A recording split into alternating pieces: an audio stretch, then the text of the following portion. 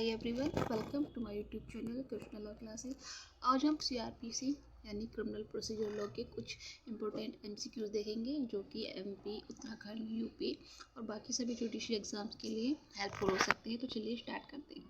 सबसे पहले है फर्स्ट क्वेश्चन के भारतीय संविधान के अंतर्गत दंड प्रक्रिया संहिता 1973 को रखा गया है कौन सी सूची में? संघ में, राज्य में या समवर्ती सूची में या उपरोक्त में से किसी में नहीं। आई होप सभी जानते होंगे कि सीआरपीसी कंकरेंट लिस्ट का विषय है, ठीक है।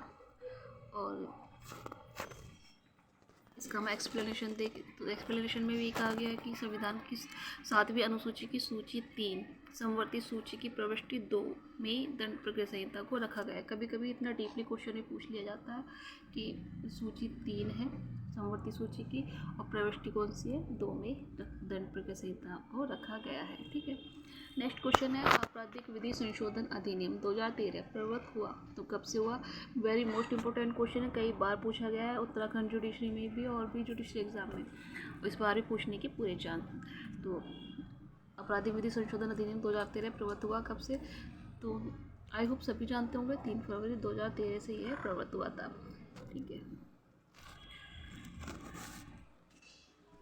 नेक्स्ट क्वेश्चन है दंड प्रक्रिया संहिता 1973 की धारा 2 है में वारंट केस परिभाषित किया गया है और यह एक ऐसा मामला है जिसमें अपराध, मृत्यु, आजीवन कारावास या ऐसी सजा से दंडनीय है जो कि कितनी होगी? 3 वर्ष के कारावास से अधिक या 2 वर्ष के कारावास से अधिक है या 1 वर्ष के कारावास से अधिक है या 5 वर्ष के कारावास से अधिक है लेकिन 2 वर्ष से कम नहीं। तो जो इसका राइट आंसर है वो है 2 वर्ष से के कारावास से अधिक है। जो 2 वर्ष से अधिक के कारावास से दंडनीय मामले होते हैं वो वारंट केसेस होते हैं। आई होप आपको पता होगा इसका आंसर। नेक्स्ट क्वेश्चन है दंड प्रक्रिया संहिता 1973 के अधीन निम्न में से कौन सा एक सुमेलित नहीं है? तो आप ही जानते हैं पुलिस रिपोर्ट 2 में है, यानी कि उसके 2R में भी बोल सकते हैं आप, यहाँ 2 में है हिंदी में। संज्ञेय मामला 2C यानी कि 2 में, और जमानती अपराध 2B में यानी कि 2 ख में। अन्वेषण 2 गा में नहीं है, 2H में है, ठीक है। तो ये गलत है, ठीक।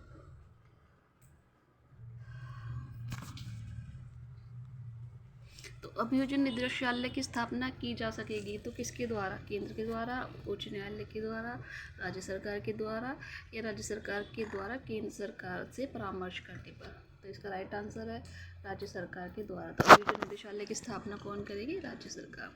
और अभियोजन निदेशालय की स्थापना तो हो गया।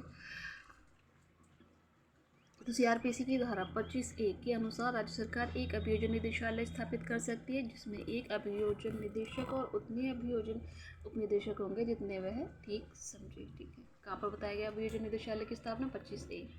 नेक्स्ट क्वेश्चन है दंड प्रक्रिया संहिता 1973 की निम्न धाराओं में से कौन सी धारा किशोरों के मामलों में अधिकारिता से संबंधित है? तो आई होप सभी जानते हैं सेक्शन 27 वेरी मोस्ट इम्पोर्टेंट है। और सीआरपीसी की धारा 27 के अनुसार किसी ऐसे अपराध का विचार जो मृत्यु या आजीवन कारावास से दंडनीय नहीं है और जो ऐसे व्यक्ति द्वारा किया गया है जिसकी आयु तारीख को जब वह न्यायालय के समक्ष हाजिर हो 16 वर्ष से कम हो। कभी कभी ये क्वेश्चन पूछ लिया जाता है कि सेक्शन 27 में कितनी उम्र है? 16 ईयर, 16 वर्ष से कम है मुख्य न्यायिक मजिस्ट्रेट के न्यायालय में। ये भी पूछ लिया जाता है किसके न्यायालय में जाएगा? तो मुख्य न्यायिक मजिस्ट्रेट के न्यायालय द्वारा किसी ऐसे न्यायालय द्वारा किया जा सकता है जैसे बालक अधिनियम 1960 या किशोर अपराधियों के उपचार, प्रशिक्षण और पुनर्वास के लिए बंद करने वाली तत्समय प्रवृत्त किसी अन्य विधि के अधीन विशेष रूप से सशक्त किया गया हो। कई बार ये भी पूछा गया कौन सा अधिनियम है? बालक अधिनियम 1960, ठीक है।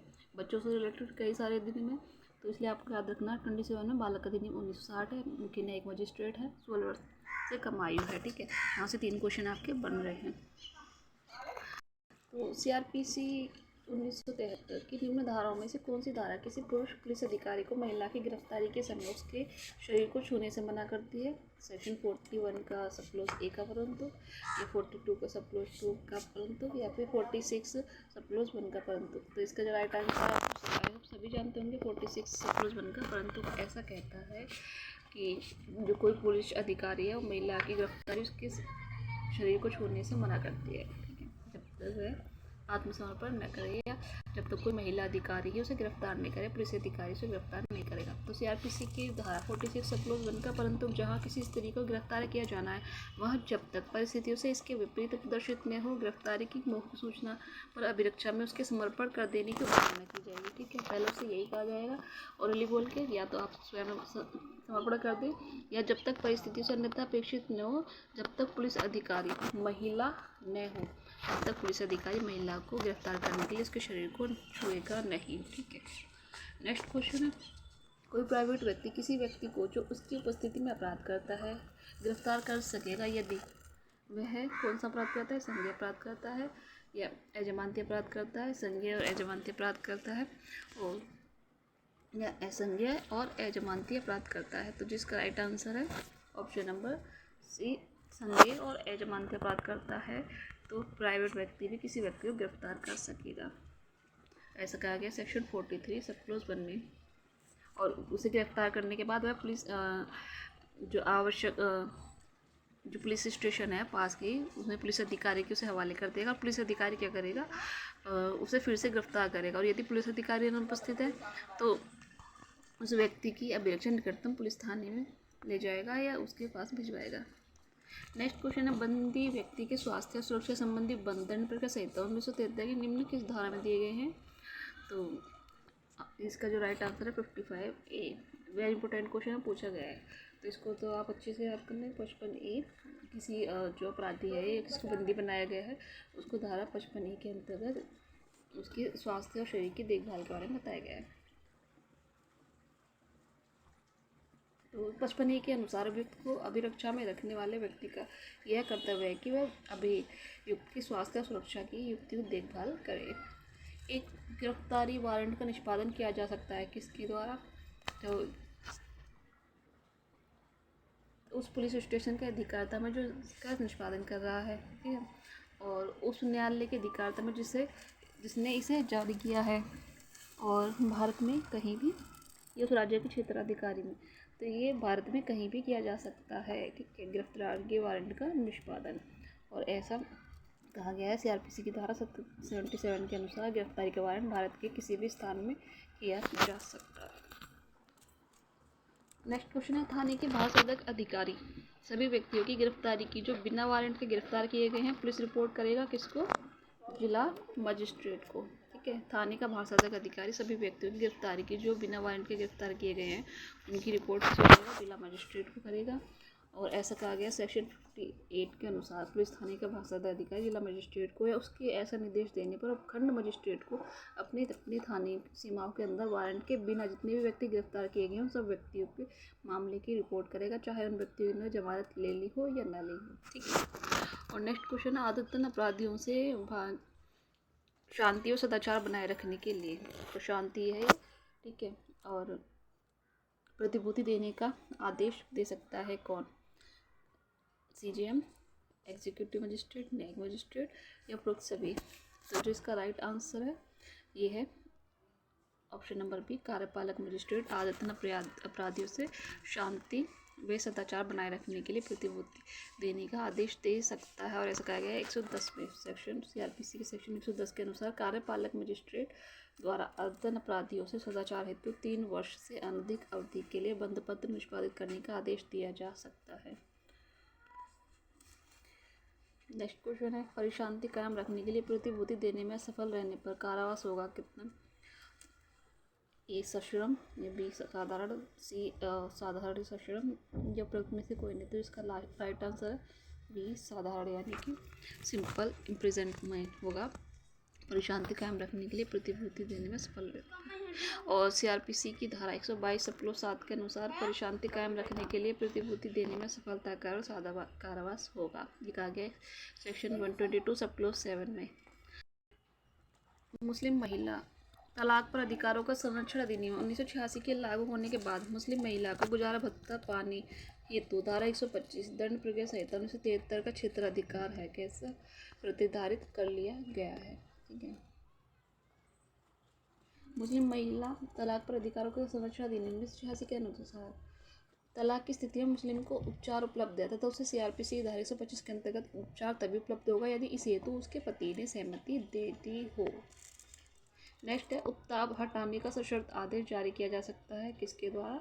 तो जिलाधिकारी, अपखंड मजिस्ट्रेट यानी सब डिविजनल मजिस्ट्रेट दोनों के द्वारा किया जा सकता है उत्ताप हटाने का सशर्त आदेश। और ऐसा कहा गया सेक्शन 133 के अधीन। कोई भी DM, उपखंड मजिस्ट्रेट या कार्यपालक मजिस्ट्रेट जिसे राज्य सरकार इस हेतु शक्ति प्रदान करे। ठीक है। नेक्स्ट क्वेश्चन, दंड प्रक्रिया संहिता 1973 की निम्न किस धारा में कार्यपालक मजिस्ट्रेट आदेश जारी कर सकता है? तो ये सेक्शन 142 में बताया गया है कि 1973 के अधीन कार्यपालक मजिस्ट्रेट आदेश जारी कर सकता है। नेक्स्ट क्वेश्चन है, CRPC 1973 की निम्न किस धारा में प्रथम सूचना की सांविधिक परिभाषा दी गई है? तो देखो, डेफिनेशन तो नहीं दी गई है, लेकिन प्रथम सूचना रिपोर्ट के बारे में जो बंद किया गया सेक्शन 154 में किया गया। और ये क्वेश्चन UPJ 2016 में पूछा भी गया है कि कहाँ परिभाषित किया गया था। इसका जो राइट आंसर होता है ऑप्शन नंबर D है, ये A नहीं है, गलत है। ठीक है, तो ये कहीं भी परिभाषित नहीं है प्रथम सूचना रिपोर्ट, लेकिन इनकी जो है इससे संबंधित प्रावधान 154 में है। और सेक्शन 18 निम्न में से किस बात में यह भी निर्धारित किया गया था कि दंड प्रक्रिया संहिता 1973 की धारा 164 के प्रावधानों का निश्चित अनुपालन होना ही चाहिए। तो ये कहा गया था। वेरी इंपॉर्टेंट केस है बाबू भाई उदय सिंह परमार वर्सेस गुजरात राज्य 2007 के बाद में कि CRPC की धारा 164 के प्रावधानों का निश्चित ही अनुपालन होना चाहिए। ठीक है। और नेक्स्ट क्वेश्चन है तो ये जो बाबू भाई उदय सिंह परमार गुजरात राज्य केस था, इस मामले में अभियुक्त की संस्वीकृति रिकॉर्ड करते समय न्यायिक मजिस्ट्रेट द्वारा अभियुक्त को शपथ दिलाया जाना न्यायोचित नहीं है। ठीक है, यदि मजिस्ट्रेट उसकी संस्वीकृति रिकॉर्ड कर रहा है तो न्यायिक मजिस्ट्रेट के लिए आवश्यक नहीं होगा कि वैसे शपथ दिलाए, क्योंकि शपथ पर अभियुक्त है उसका बयान रिकॉर्ड किया जाना विधि के अंतर्गत प्रतिबंधित है। ठीक है।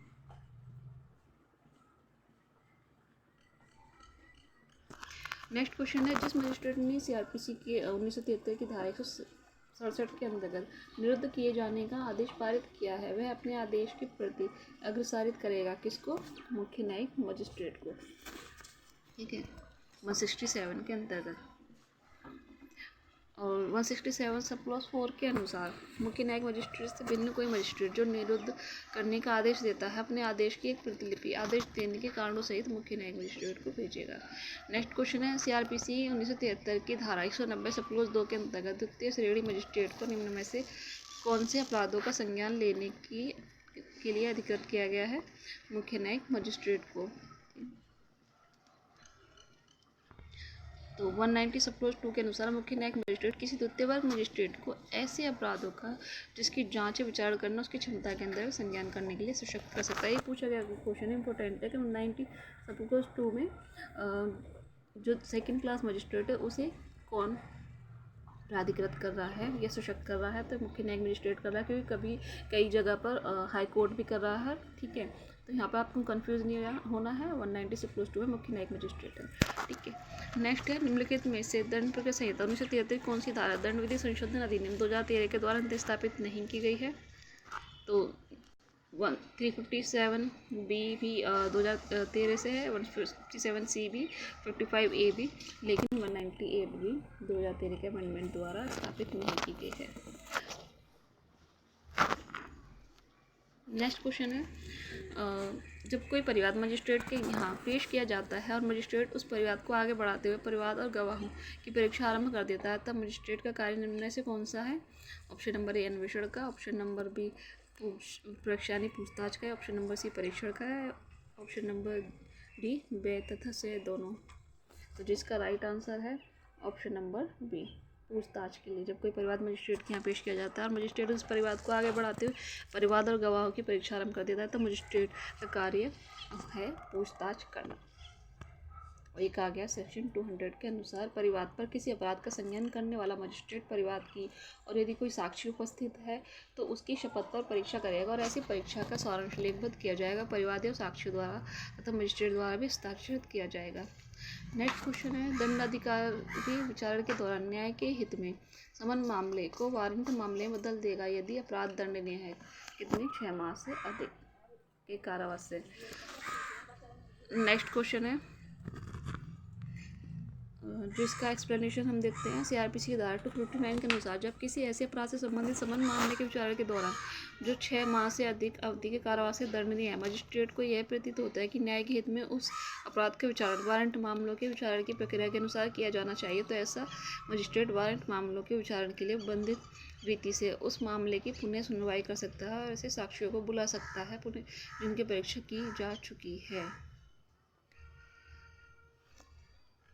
नेक्स्ट क्वेश्चन है क्वेश्चन नंबर 24, दंड प्रक्रिया संहिता 1973 की निम्न धाराओं में से किस धारा के अंतर्गत बताया गया कि द्वितीय श्रेणी मजिस्ट्रेट संक्षिप्त विचारण करेगा। आगे तो सभी जानते हैं 261 में बताया गया है। ठीक है, तो सेक्शन 261 के अनुसार उच्च न्यायालय किसी ऐसे मजिस्ट्रेट को जिसमें द्वितीय वर्ग मजिस्ट्रेटों की शक्तियाँ निहित हैं किसी ऐसे अपराध का जो केवल जुर्माने से या जुर्माने सहित 6 माह से अनधिक के कारावास से दंडनीय है, किसी अपराध का दुष्प्रेरणा से अपराध का करने के प्रयत्न का संक्षिप्त विचारण करने की शक्ति प्रदान कर सकता है। देखो यहाँ पर कौन कर रहा है, 261 के अंतर्गत हाई कोर्ट कर रहा है। ठीक है, और अभी हम पीछे क्या देखा था, वहाँ पर मुख्य न्यायिक मजिस्ट्रेट।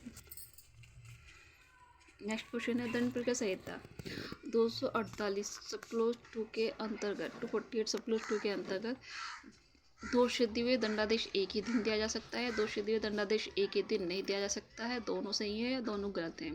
तो राइट आंसर है ऑप्शन नंबर बी। एक तो दोषियों और एक दंडादेश दोनों एक ही दिन नहीं दिए जा सकते, अगर दे दिए जाते हैं तो प्रोसीडिंग्स कैसी होगी, विशिष्ट होगी। और यदि CRPC की धारा 242 सब क्लोज 2 के अनुसार जहाँ मजिस्ट्रेट इस निष्कर्ष पर पहुंचता है कि अभियुक्त दोषी है किंतु वह धारा 325 से 360 के बंदों के अनुसार कार्रवाई नहीं करता है, वहाँ वह दंड के प्रश्न पर अभियुक्त को सुनने के पश्चात विधि के अनुसार उसके बारे में दंडादेश दे सकता है। नेक्स्ट क्वेश्चन है विचारण के दौरान तथा आरोप के विकसित किए जाने के पूर्व यदि परिवादी नियत अवधि या तिथि को न्यायालय में उपस्थित नहीं होता है तो मजिस्ट्रेट उस अभियुक्त को क्या करेगा, उन्मोचित कर देगा। जब परिवादी ही उपस्थित नहीं है तो फिर मजिस्ट्रेट अभियुक्त को उन्मोचित कर देगा। ऐसा कहा गया सेक्शन 249 के अंतर्गत। नेक्स्ट क्वेश्चन है गिरफ्तारी निर्धन व्यक्ति के निःशुल्क विधिक सहायता एवं सूचित किए जाने के अधिकार को भी निर्धारित किया गया था कौन से केस में, तो आई होप सभी जानते होंगे। इंपॉर्टेंट केस है खत्री बनाम बिहार राज्य 1981 का। इसमें जो निर्धन व्यक्ति के निःशुल्क विधिक सहायता एवं सूचित किए जाने के अधिकार को अभी निर्धारित किया गया था। नेक्स्ट क्वेश्चन निम्न में से किस वाद में अभियोजन साक्षी का अभियोजन मिथ्या साक्ष्य देने के लिए किया गया था, तो ये जेसिका लाल 2007 में अभियोजन साक्षी का अभियोजन मिथ्या साक्ष्य देने के लिए किया गया था। नेक्स्ट क्वेश्चन है CRPC की धारा 320 के अधीन समझौता यानी उपशमन का प्रभाव कैसे होगा, ये होगा CRPC की धारा 320 सब क्लोज 8 के अनुसार अपराध के शमन का प्रभाव उस अभियुक्त की दोषमुक्ति होगा जिसके अपराध का शमन किया गया है। ठीक है, CRPC 1973 की निम्न धाराओं में से कौन सी धारा में निर्णय की भाषा एवं विषय वस्तु का बंद किया गया है, धारा 354 में। तो धारा 354 में निर्णय की भाषा तथा अंतर्वस्तु के बारे में बंद किया गया है। CRPC की निम्न में से कौन सी धारा यह प्रावधान करती है कि कोई न्यायालय निर्णय पर हस्ताक्षर करने के पश्चात उसे प्रवर्तित नहीं करेगा। इम्पोर्टेंट है, तो सेक्शन 362 ऐसा कहती है।